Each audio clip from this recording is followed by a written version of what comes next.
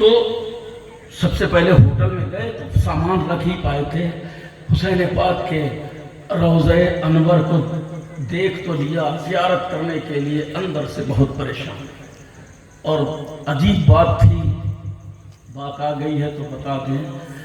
عجیب بات یہ تھی کہ ہم ایران سے گئے تھے، ایران قریب 18-20 دن رہے، ٹھنڈا ملک، نجف اشرف کے ایئرپورٹ پہ پہنچے، بڑی گرمی سی لگ رہی تھی، جیسے ہی اترے تو وہ ہمارے ٹور کے جو اس کے جو قائد تھے وہ دوڑ کر کے 2 بوتل پانی لے آئے، تو ہم نے کہا کہ کربلا جا رہے ہیں، ابھی نہیں پئیں گے بھائی، پانی نہیں پئیں گے، اللہ اس کا رسول بہتر جانتا ہے، سچائی بیان کر رہا ہوں، پیاس شدت کی لگی تھی، لیکن امام پاک کے افسانے پر پہنچے، کئی گھنٹے وہاں موجود رہے، اس کے بعد کہیں پھر ہوٹل میں آ کر کے پیاسے کہاں تک رہ سکتے تھے، حسین اور ان کے گھر والے تو سب پیاسے شہید ہو گئے، بشری تقاضا ہے، ہمت بھی اتنی ساتھ نہیں دیتی ہے کہ ہم ان کی جیسی پیاس کو برداشت کر پاتے۔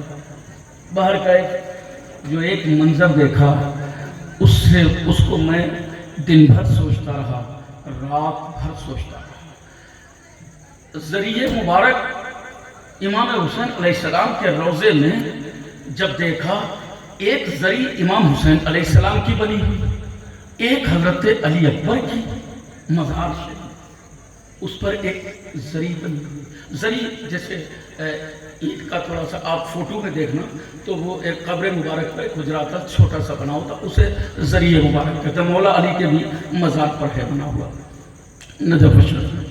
تو ایک طرف علی اکبر کا،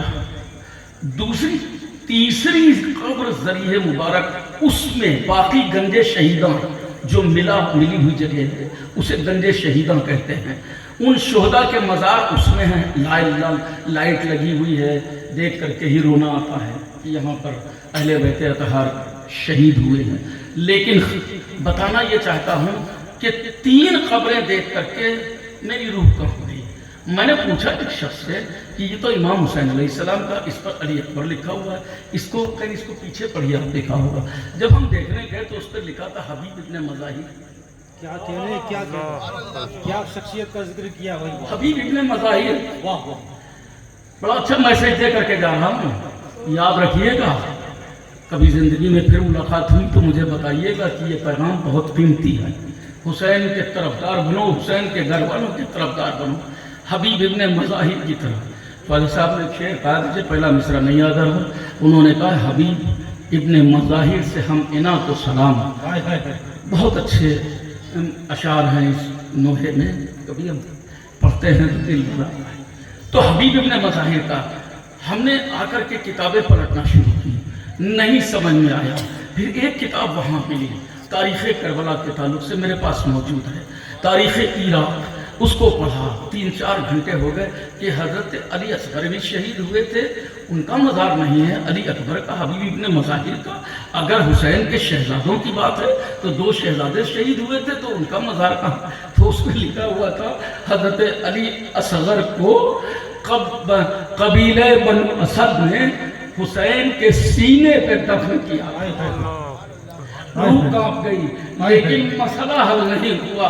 حبیب ابن مظاہر کو جب دیکھا تو کتنی خوبصورت اہل سنت والجماعت کی تاریخ لکھی ہے، کوئی یہ نہ سمجھے کہ یہ اہل تشیع کی تاریخ ہے، اس لیے انہوں نے اہل سنت والجماعت کے ان تمام اکابرین کا ذکر کیا ہے جنہوں نے اس واقعے کو لکھا ہے۔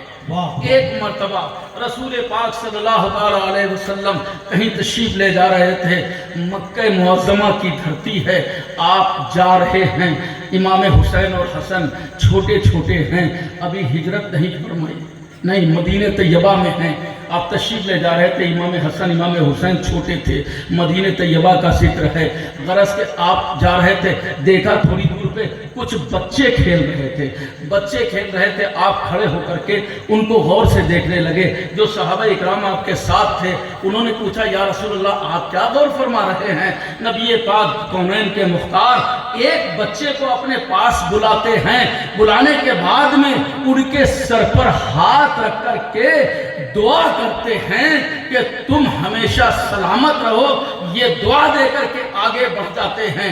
حسنین کریمین وہاں موجود نہیں تھے۔ حضرت رسول پاک جب آگے بڑھتے ہیں، صحابہ اکرام نے پوچھا یا رسول اللہ اتنے بچے کھیل رہے تھے، آپ نے ایک ہی بچے کو بلا کر کے اس کے سر پہ ہاتھ رکھ کر کے اس کو دعا کیوں دی؟ کہنے لگے میرے صحابہ ان کا نام حبیب ابن مظاہر ہے، یہ میرے شہزادے حسین سے بہت محبت کرتے ہیں۔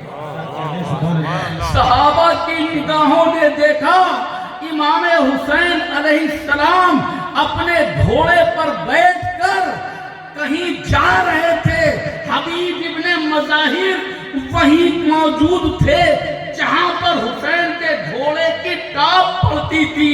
جب گھوڑا آگے بڑھ جاتا تھا ان کے گھوڑے کے پیر کے نشان کے پاس سے مٹی کو اٹھا کر کے اپنے ماتھے سے اور اپنے سینے سے لگاتے تھے۔ حبیب ابن مظاہر سبحان اللہ، کیا بات ہے، واہ واہ، زندہ باد، کیا کہنے، فیصلہ آپ کیجئے۔ تعزیے کو تو نسبت حسین سے ہے، کہہ دیتے ہو تعزیہ حرام ہے۔ حبیب ابن مظاہر کی اس تاریخ کو کہاں پہ پاؤ گے؟ جہاں گھوڑے کی ٹاپ پڑی اس گھوڑے پر حسین بیٹھے ہیں، حسین کو نسبت گھوڑے سے ہے، گھوڑے کو نسبت زمین سے ہے۔ حسین چل نہیں رہے ہیں، ان کے پیروں کی مٹی نہیں ہے بلکہ ان کے گھوڑے کے پیر کی مٹی کو حبیب ابن مظاہر اٹھا کر کے اپنے ماتھے سے لگاتے ہیں، سینے سے لگاتے ہیں۔ رسول پاک نے ان کو دعا دی حبیب ابن مظاہر کی سلامتی کے لیے۔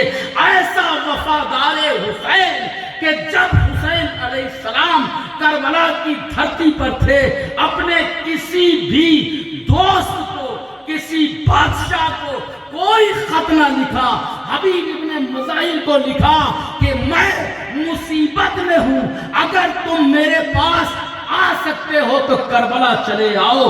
حبیب ابن مظاہر ساتھ دینے کے لیے کربلا پہنچ گئے، تب شہید ہوتے ہیں۔ اتنا بڑا درجہ حبیب ابن مظاہر کو ملتا ہے کہ جس حجرہ مقدسہ میں حسین دونوں شہزادے علی اکبر اور علی اصغر انہی کے پاس میں حضرت حبیب ابن مظاہر۔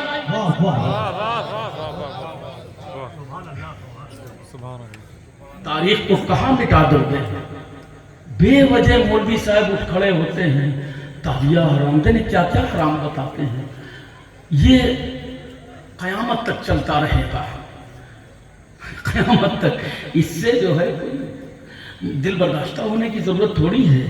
اگر ہمیشہ سورج نکلا رہے تو لوگ دھوپ سے اکتا جائیں گے، دھوپ سے ہمیشہ روشنی رہے تو لوگ روشنی کی قدر و قیمت بھول جائیں گے۔ اگر اندھیرا اس لیے ہوتا ہے کہ روشنی کی قدر و قیمت سمجھ میں آئے، رات اس لیے آتی ہے کہ دن کی قدر سمجھ سکیں ہم، اسی لیے برائیاں بھی ہیں کہ اچھائیوں کی قدر و قیمت سمجھ سکیں، اسی لیے ایسے پیمان مولوی بھی سامنے آ جاتے ہیں کہ جن کی بات سن کر کے اچھی باتیں کہنے والوں کی قدر و قیمت سمجھ سکیں۔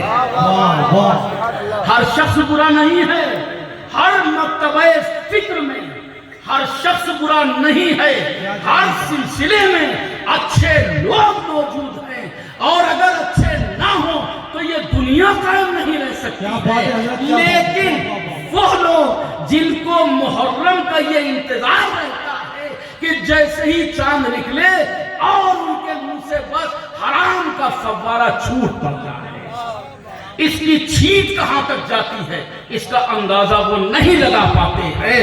اس کے نقصانات کتنے ہیں، دنیا اور آخرت میں تم سے سوال کیا جائے گا۔ یاد رکھو، اگر حسین کی قربانی پر انگشت نمائی کرتے ہو تو یزیدی لشکر کی اسی فہرست میں تمہارا نام ہوگا۔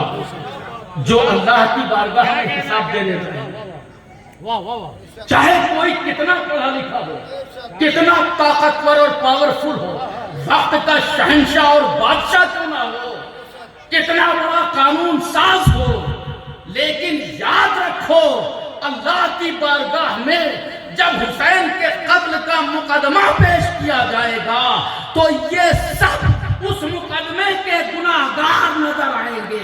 جنہوں نے تلوار سے قتل کیا وہ گناہگار، جو زبان سے قتل کر رہے ہیں وہ گناہگار، جو قلم سے خون کر رہے ہیں حق و دیانت کا وہ گناہگار۔ بے شک بے شک، کیا کہنے، واہ واہ واہ، سبحان اللہ ہم سبحان تم اللہ۔ سے نہیں الجھ پا رہے ہیں، الگ بات ہے۔ میں غلط بات نہیں کہتا ہوں، میں اسٹیج سے کوئی ایسا پیغام نہیں دیتا ہوں، لیکن یاد رکھو اہل بیت کے تعلق سے اگر تمہاری زبان اور تمہارا قلم کوئی شخص اس کا چلتا ہے تو کل اللہ کی بارگاہ میں اس کو جواب دینا پڑے، اس کو جواب دینا پڑے۔ اس لیے کیا گفتگو ہے حضرت، کیا آپ کے واہ واہ واہ، سبحان اللہ، جی جی بہت اچھی گفتگو کی جا رہی ہے، واہ واہ واہ حضرت، ہاں جی جی پانی پلا کیا کہنا، جہاں میں آگ لگتی پھرے گی بولا حبی، درود پاک پڑھ کے شروع کریں۔ اللہم صلی اللہ علیہ وسلم۔ ایک بڑی مستحکم بات ہے، آپ کے سامنے سب کچھ آیا، سنیے میری بات، افراتفری کا ماحول نہ بنائیے، اگر جانا ہو تو تھوڑی دیر میں چپ رہوں، آپ چلے دو جاؤ، چار لوگ ہی نکال لیں کافی ہے۔ پھر میں بولنا شروع کروں، ٹھیک ہے؟ سب ڈرائیور ہیں، میں بتانا صرف اتنا چاہتا ہوں، قاضی صاحب کی محنتیں رنگ لا رہی ہیں، جو خواب دیکھے تھے آج شرمندہ تعبیر، آج وہ حالات یہ ہیں، وقت بہت پیچھے چھوٹ گیا جب لوگ لڑنے بھڑنے پر آمادہ ہو جاتے تھے، سلاسل کے فروئی مسائل ہیں، کیا جملہ ہے، کیا جملہ ہے، زندہ باد، چاہے وہ چشتی ہوں، چاہے سہروردی ہوں، نقشبندی ہوں، واہ واہ واہ، وارسی ہوں، ابوالعلائی ہوں، اشرفی ہوں، مداری ہوں، قادری ہوں، کوئی ہوں، کسی سے کسی کا کوئی ایسا اختلاف نہیں ہے کہ جس کی وجہ سے کوئی بنیادی جھگڑے، ایسا کچھ نہیں۔ کیا کہنے، اللہ کے رسول کی یہ امت سبحان اللہ سبحان اللہ، اہل سنت والجماعت کہلانے والے، خانقاہوں سے محبت رکھنے والے، ارے مداریوں کے بھی نصیب میں یہ ہے کہ ان کی پیشانی بھی جبا سائی کے لیے کبھی خواجہ کی بارگاہ میں جھکتی ہے، کبھی وارث کے دربار میں جھکتی ہے، سبحان اللہ سبحان اللہ سبحان اللہ، کیا کہنے، کبھی مخدوم سمنا کے یہاں جا کر کے حاضری دیتے ہیں تو کبھی جا کر کے مارہرہ میں بھی اپنی حاضری لگاتے ہیں۔ ایسا نہیں ہے کہ ولایت کے ان آفتاب و مہتاب کی کسی بھی ولی کامل کے لیے کوئی ادنا سی ہلکی سی بھی لفظ سے ہلکی سی بھی خلش سلسلے عالیہ مداریہ کے لوگ رکھتے ہیں۔ یہ چیزیں اپنے پاس سے نکال دو، یہ وہ غلطیاں ہیں، یہ وہ غلطی ہے جو ہم کو پنپنے نہیں دے رہی ہے۔ آج دیکھو امت کو ضرورت ہے اتحاد کی، اتفاق کی، آپسی محبت کی، اختلاف دور کرو، ایک دوسرے کے کام آؤ، اپنے حقوق کو پہچانو، نبی کی تعلیم کو دیکھو، قطب المدار کے لائے ہوئے مزاج کو پہچانو، جنہوں نے ایکتا کے سوتر میں پورے ملک کے لوگوں کو باندھ کر اخلاق محمد رسول اللہ کا کلمہ پڑھا دیا۔ سبحان اللہ سبحان اللہ، اس لیے میرے عزیزو ضرورت ہے ہم کو ایک کیا بات ہے، متحد رہنے کی۔ ہمارے لیے فروئی مسائل کوئی معنی نہیں رکھتے، زندہ باد، کوئی کسی کو مانتا ہے کوئی نہیں مانتا، زندہ باد زندہ باد، کسی کے ماننے نہ ماننے سے نہ تو قطب المدار کی عظمتوں میں کوئی فرق آ جائے گا، نہ مخدوم سمنا کے وقار میں کوئی کمی آ جائے گی، نہ ہی خواجہ غریب نواز کا مقام و مرتبہ کم ہو جائے گا، نہ ہی بارش پاک کے مقام میں کوئی کمی آ جائے گا۔ کوئی مانے یا نہ مانے، سبحان اللہ، کسی کے ماننے نہ ماننے سے کچھ نہیں ہوتا ہے۔ خالق کائنات نے ان کو جو عروج دیا ہے، جو پاور دیا ہے، جو شکتی دی ہے، جو کنٹرولنگ پاور ان کے پاس ہے، اور سب کا پاور ہاؤس محمد رسول اللہ کی بارگاہ سے جب ان کو ملتا ہے، یہ اس فیضان کو مصطفیٰ کی امت میں برابر سے بانٹ دیتے ہیں، کوئی تفریق نہیں۔ قطب المدار کی بارگاہ میں سر جھکانے والا یہ نہیں کہہ سکتا کہ میں مداری نہیں تھا تو میں وہاں سے خالی لوٹ کر کے آیا ہوں۔ کوئی جا کر کے دامن پھیلا کر کے دیکھے، اس کو تو اور زیادہ دیا جاتا ہے۔ سبحان اللہ، سبحان اللہ۔ تو ان فروئی مسائل سے واہ دور واہ واہ واہ واہ، اور اتحاد اور اتفاق کے ساتھ زندگی گزارنے کا اپنا راستہ اپناؤ، ایک دوسرے کے کام آنے کا جذبہ پیدا کرو۔ دیکھو علم کی ضرورت ہے۔ آج میری نگاہوں نے وہ دیکھا جس کے لیے میں بہت پہلے سے اپنا عریضہ پیش کرتا آیا حضور حافظ ملت کی بارگاہ میں۔